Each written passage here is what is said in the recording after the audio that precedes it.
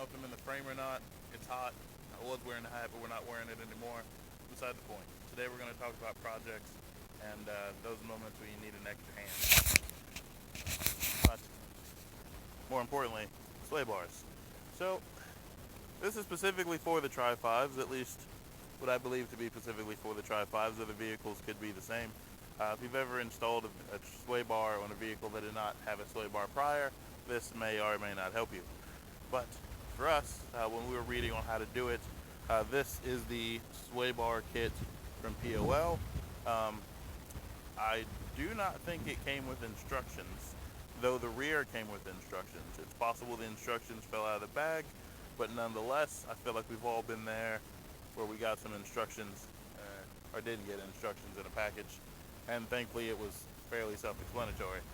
So for this case, we have to hang the sway bar, and the instructions that I did find were suggesting that you have someone hold it, and then you lift it in place, and then you mark it, and then you remove it, and then you drill it, and then you put it back, and you make sure it's all right, and then you put it down, and then you run the U-bolts through, and it's a bunch of steps that are great if you have two people, and you can double check stuff and remove stuff without using the hardware.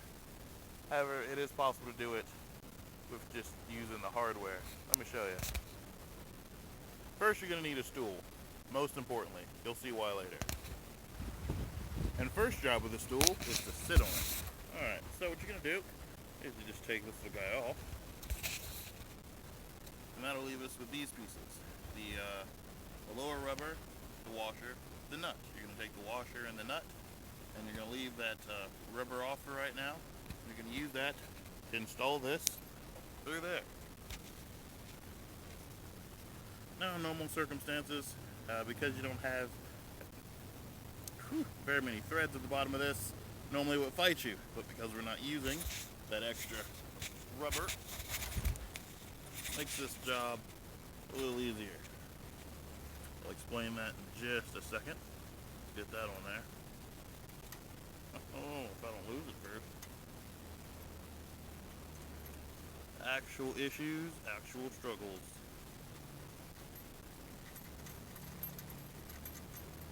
Alright. Then you're going to repeat the same thing to the other side. And you'll see a nifty little trick. Alright. So you go to the other side, hung up there. And that guy hung up there.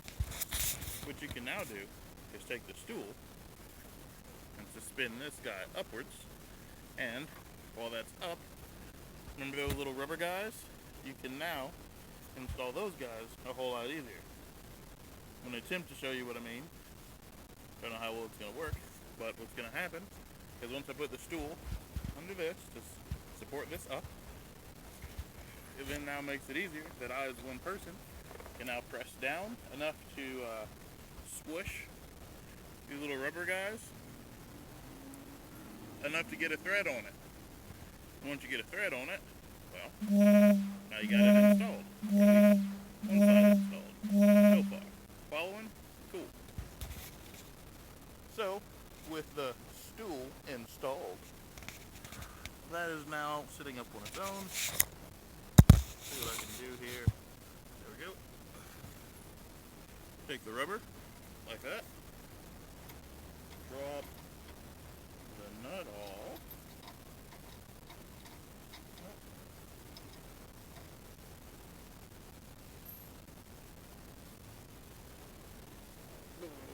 In here.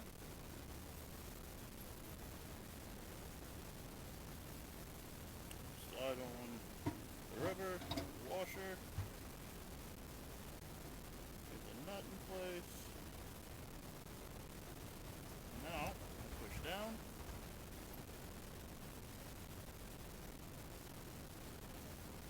And just like that, we now have the upper and lower installed with the rubbers using the stool.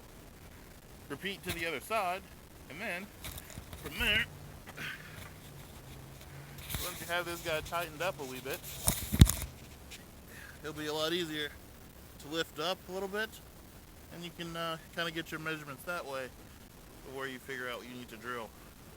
And of course, if you got an adjustable stool, you can just let the stool up a little bit, and the stool will hold it. And then you can drill your holes without the other person. Sometimes your words and your brain don't brain, but the dictionary's not open because the library's closed. It happens. Till next time.